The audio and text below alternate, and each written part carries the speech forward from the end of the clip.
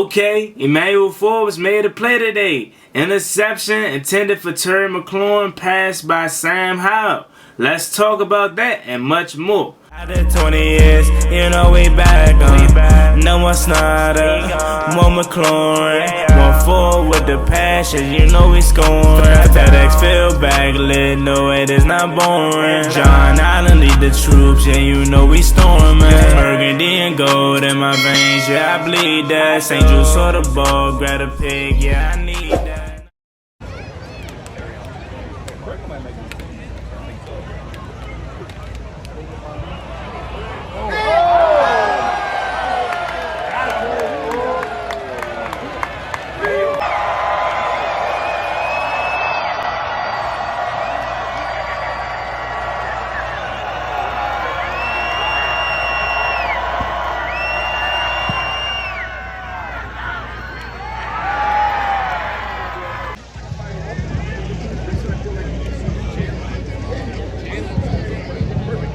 YouTube, what's going on? It's Juan Gotti here with another Washington Commanders video, and in today's video, we will be recapping day 4 of Washington Commanders training camp. So without further ado, let's get straight into today's video. But before we do, make sure you guys go down below, leave a like on this video, subscribe if you're new, and turn on post notifications so you can notify when I upload new content like this to the channel. On the road to 6,000 subscribers, please hit that subscribe button again if you haven't already. Thank you so much. Let's get straight into today's video. Alright y'all, so it is Saturday practice. A lot of more fans are attended because most people are off on the weekends and they got down there early, so it is a great turnout at training camp. Now let's get to the first note. Shout out to my guy Zach Selsby, as always, holding down the play-by-play. Howell begins 11-on-11 drill with a completed pass to Logan Thomas. The two has developed a really good chemistry so far, and as we know, the tight end group to us has a lot of potential, but Logan Thomas is still the tight end one, and we're hoping that he can, you know, referring back to that 2020 form that he was, man, because he was really good in 2020.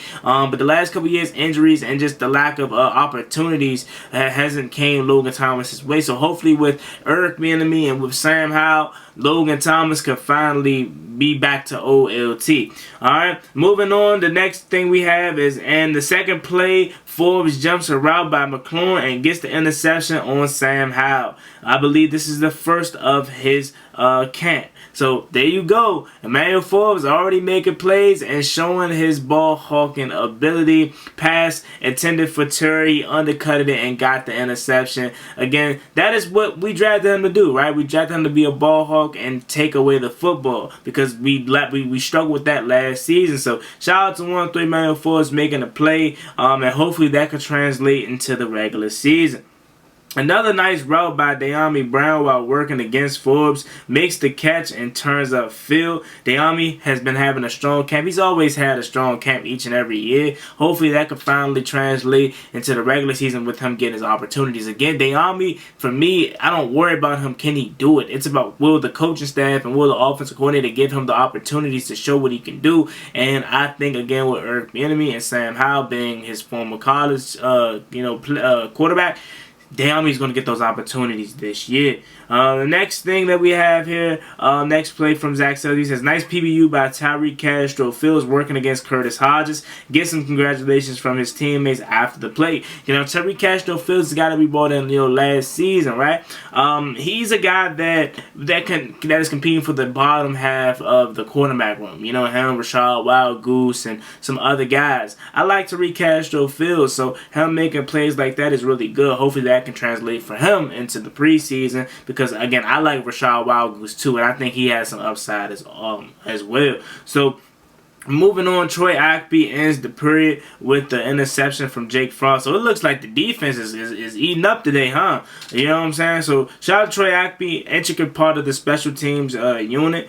And Jake Fromm with the interception again. I'm not the biggest Jake Fromm fan, so hopefully we can invest in a backup quarterback at some point. You know, obviously not this year, but somewhere down the line, can we get another backup quarterback in this room? Because I'm not the biggest Jake Fromm fan.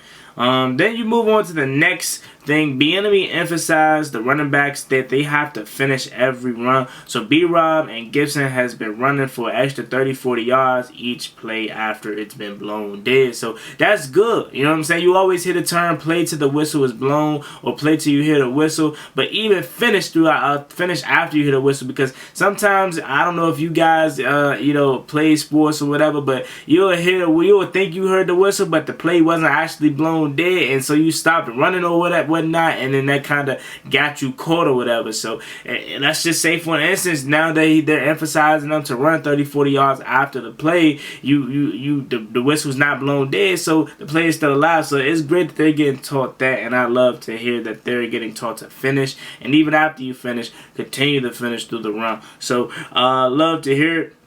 Next note we got from Zach Salisbury here. It says, liking what I've seen from Quan Ma so far. On the previous play, he fought through his blocker and wrapped up Casimir Allen for a minimal gain. The Quan Ma, this is actually, I believe, the first note that I'm hearing from Quan Ma, and I think he's been pretty quiet lately, or nobody's just been covering him. So Quan Ma making a play. Love to hear him making that appearance. Next note we got from Zach Salisbury is McLaurin is taking some time to teach the young wide receivers. He just got done giving Jalen Sample some tips on how to improve a route and on a play. So shout out to Terry McLaurin. Now he is that veteran, leader. Obviously, he's still one of the best wide receivers in the league, and obviously the best player on this team. So now, him being in year 5, he's now a guy that is looked up to as a leader, and it's great to hear him giving advice. So shout out to Terry McLaurin as always.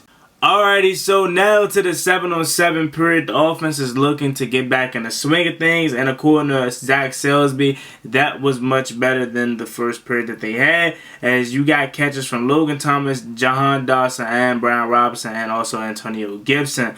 Next, you got great closing speed by Tariq Castro-Fields on a pass from Brissett to Rodriguez. He pulled up at the last minute, but it would have been a tackle for loss. So Tariq Castro-Fields out there making plays. Again, like I said, I like him. I like Rashad Wildgoose, and those guys are going to be guys that are going to compete for the bottom half of that cornerback depth. So shout out to Tariq Castro-Fields. Next thing you got Zion Bozen catching a deep shot from Jake Fromm to end the session for the third group. Bowens has been quietly productive and put together a couple solid practices. Another near interception from Forbes on how, but the rookie couldn't control the pass before stepping out of bounds. So Emmanuel Forbes seemed to be all over the place today, and this one's coming from Nikki Giovanna. She says the offense today is woof, which means bad. So the offense struggling today, man, and don't overreact, please, because y'all know this was going to happen. This is camp, this is competition. At some point, it was going to be a day like this with Sam Howell and the rest of the offense was struggling, man. It happens. So, it's just practice, and, don't overreact too much. Next thing you got from Zach Salisbury is Jeremy Reeves almost got another interception for the defense. Brissett lofts it up to Cole Turner, but Reeves jumped out in front and gets his hands on it, bobbled it around a couple times, but could not get it in his grasp before hitting the ground. So shout out to All-Pro Revo making plays per usual. Next play you got is another pick from the defense off a tip pass from Sam Howell. This time it was Percy Butler with the grab, man. Shout out to Percy Butler. He's a guy that a lot of people feel can take that second-year leap. And again, defense showing out today. Offense not looking the best today. But again, it happens. It's camp. It's competition. It's going to be days where the offense is looking light years better than the defense. And then defense being in year 4, Jack Del Rio, this is no surprise that they're going crazy today. Next thing you got is it looks like Chris Paul has been getting reps at the star left guard position. You guys know it's really a left guard competition going down between him and Sadiq Charles. So today Chris Paul got the start there, and honestly speaking, I love Sadiq Charles and what he could potentially bring for this left guard spot if he stays healthy. But if we go with Chris Paul, I like what I saw from Chris Paul too last year. So either way it goes, we're gonna be good, because even if one get the start, the other one's gonna be depth. So I like where we're at with the left guard competition and group overall. Alright, y'all, now we're switching over to Ben Standing of The Athletic to close out practice. Shout out to Ben Standing for the notes. He said this: the team is helping all these returning fans by having them practice "Hail to the Commanders" chant. Michael Badgley followed Sly's banged off for kicks as well. Both had one from 51. So both Michael Badgley and Joey Sly are both still looking really, really good. You know, but honestly speaking, that's probably more good for Joey Sly than it is Michael Badgley, because Joey Sly already had the leg up, and the only way Michael Badgley was going to make this team really is if Joey Sly had a nicked up or was bad in camp or whatnot. But preseason is going to be the true test, to be honest with you. But shout out to the fans, man, having them practice "Hail to the Commanders." That's a good thing, you know, for when we get to the actual stadium and whatnot. Next thing we got not so good news, but I don't want to make it serious. The more would have to be, we're going to pay attention to it and monitor it. Center Nick Gates just hobbled off the field per Ben Standing. Now he's back in team drills. He walked it off. You know, happened right before practice shifted to special teams. He is watching Leno and others do some drill work on the side. So hopefully Nick Gates, that's not nothing too serious, and he's okay, because you know Nick Gates is the guy that had dealt with injuries in his past. And we're now trying to go away from our centers having injury problems. That's the reason why we, you know, let go of Chase Roulier, because of injury problems there. So hopefully Nick Gates is okay, because he's not just a center for us, he's also guard to guard. He's very valuable and multi-talented. So hopefully Nick Gates' injury isn't that serious. And then Ron Rivera, after practice, has spoken to the fans. He said Ron Rivera on the fans being out, he says, if I quote this, "In the light of the past 3 years, it's truly you know, amazing. They haven't had fan support like this in Ron Rivera's 3 years." And then he closes his statement to the fans by thanking them for coming out and remembering to support through the rough times before going to full gladiator at the end, where you not entertained. So that was today's practice in a nutshell, man. I appreciate y'all for watching today's video, man. The defense went crazy today. Emmanuel Forbes would have had a pick 6 if they were doing, you know, returns.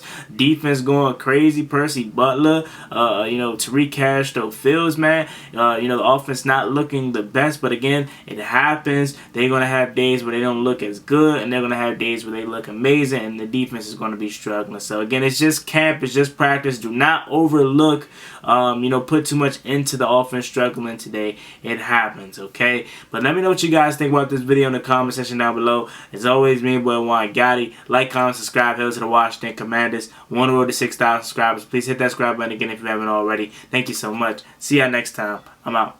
Peace.